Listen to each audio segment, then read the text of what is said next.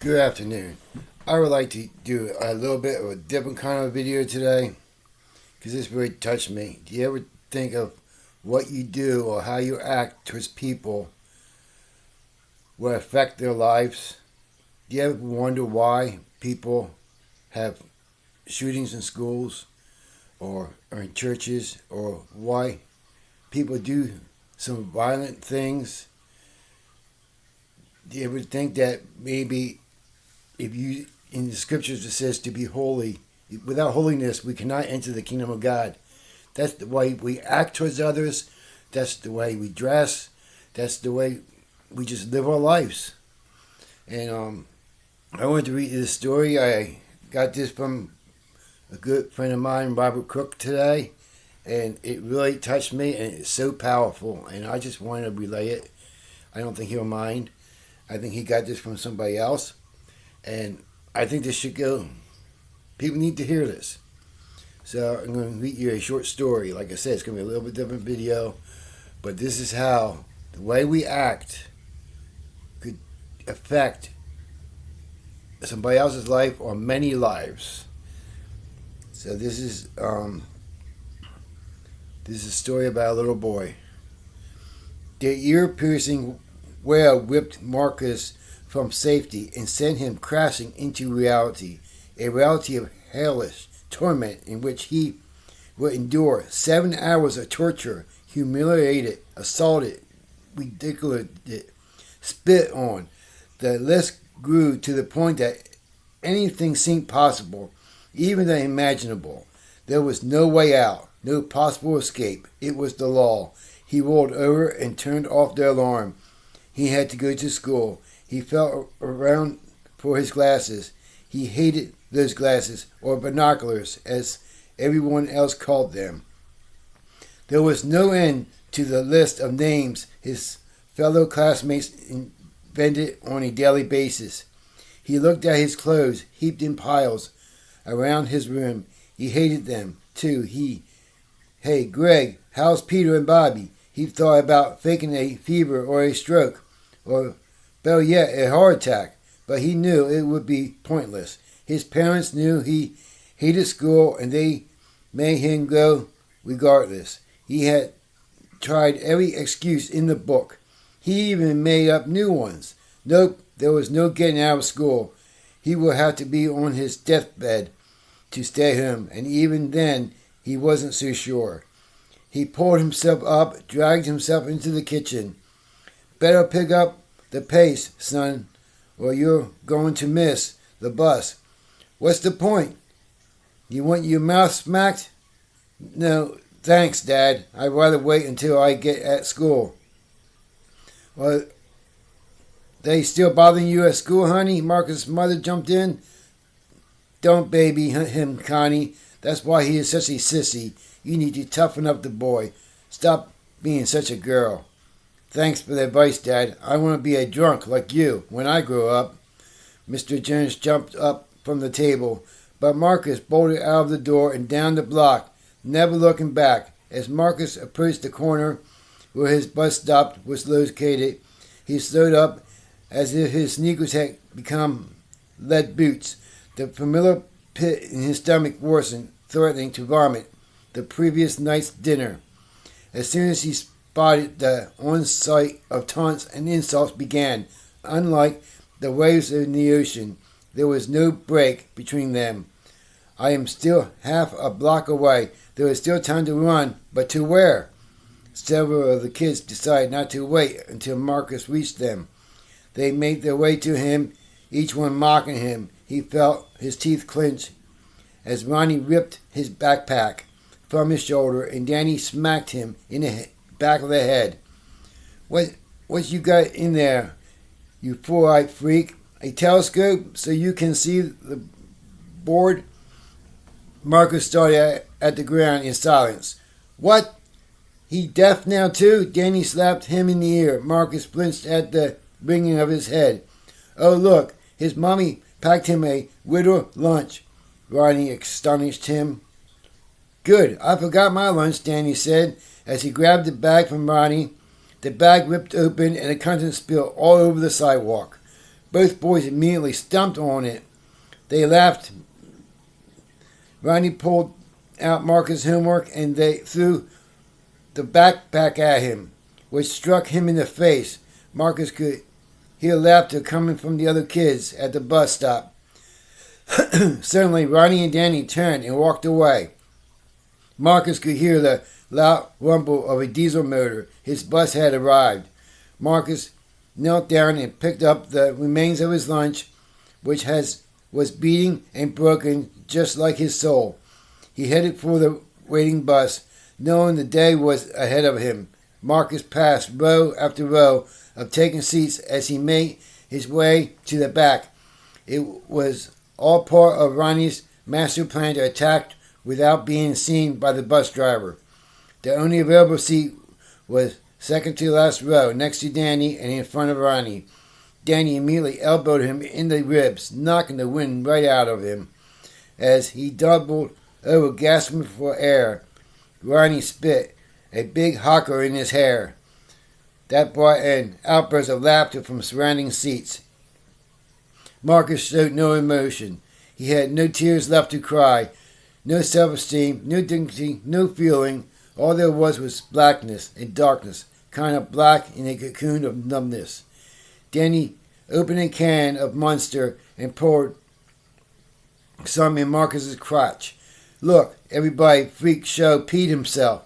Other kids taunted him as they strained to see the dark spot widen. Ronnie punched him in the back of the head.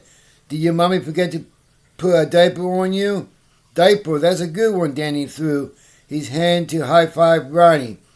Marcus endured the beatings and humiliated all the way to school. As the bus rolled to the stop in front of the school, he knew it was over. It never ended. It was just getting started. As he excited the bus, Ronnie pretended to trip and pushed Marcus so hard from behind his head snapped back violently, sending a sharp shooting pain that traveled like lightning from the base of his neck to deep within his skull. He fell forward down and the bus stops, but managed to get his hands out in front of him just in time to prevent his face from colliding with the sidewalk. The skin on both hands tore open on contact with the cement. Ronnie wasn't done inflicting pain yet. He continued to fumble down the steps and stump on Marcus's lower back, knocking the wind out of him once again. Marcus crawled to his feet and did not respond to the bus driver. When she asked if he was okay, Ronnie and Danny walked ahead of him, snickering the whole way into school. "Did you have a nice trip?" Danny shot back over his shoulder. "See you next fall, freak show," Ronnie snarled. The morning dragged on and it seemed like forever until lunchtime. Not that it mattered. He could feel the tremors in his stomach from hunger. He hadn't eaten since last night, and even then it was minimal. He rarely ever ate anymore. He rarely did anything for that matter. Marcus' parents were totally oblivious to what he was going through. His father was always in the process of looking to get drunk. Was getting drunk or sleeping off a drunken bout and a hangover. His mother was in denial and suffered from depression. He saw her popping pills daily.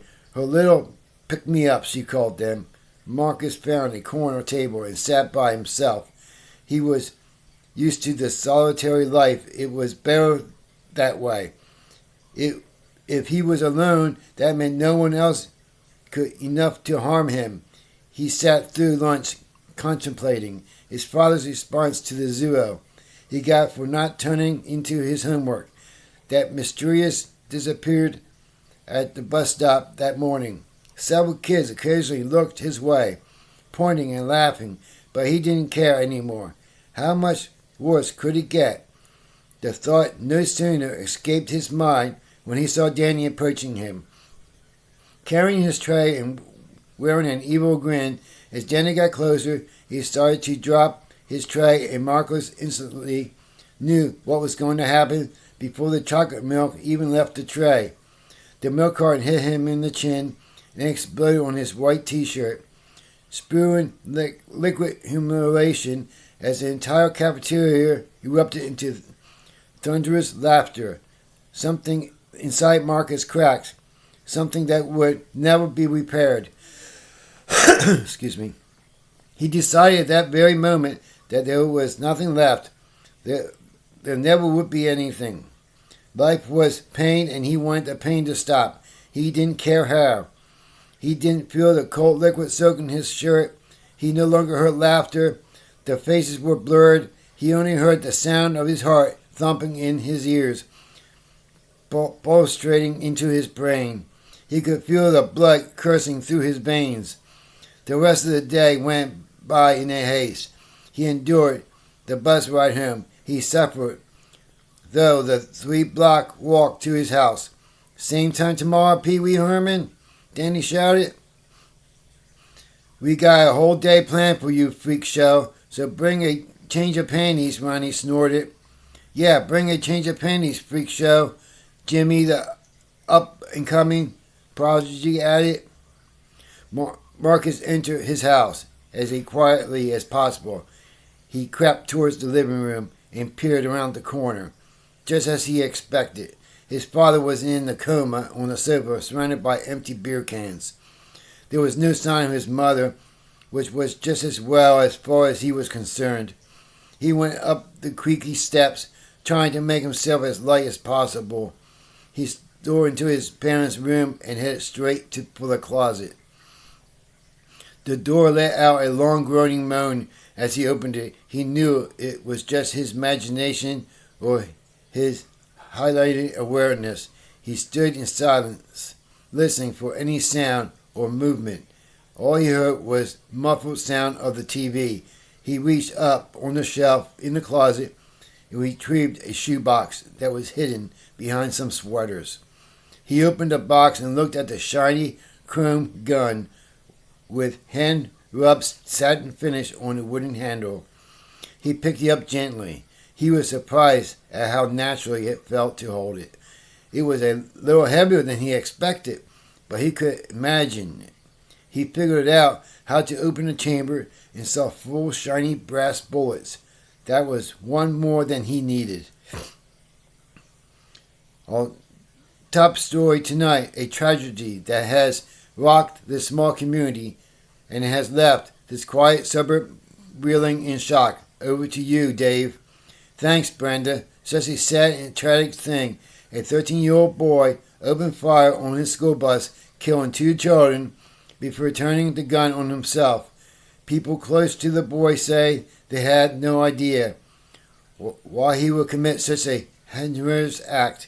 Schools officers say they were not aware of any issues and do not know why he targeted these 2 boys in particular. The parents of the 2 victims said they were good and never did anything to anyone. A woman appeared on the screen.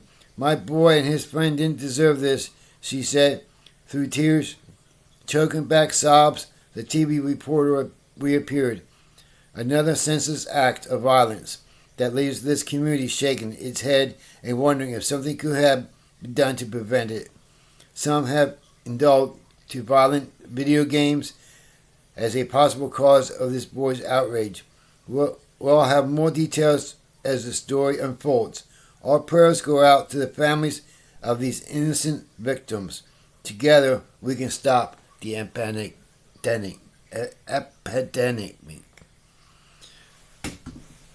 So, the moral of the story is treat others the way you want to be treated. You know, the golden rule in the Bible.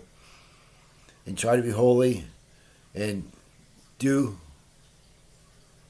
what you want to be spit upon, so you don't spit upon somebody else. You want to be humiliated, so don't humiliate somebody else. It can change the whole thing around. Those 3 boys, if they would have treated that boy right, they probably could have been best friends instead. But today, they are not with us. And just by a little simple, hi, how you doing? Have a good day. Can change everything. God bless.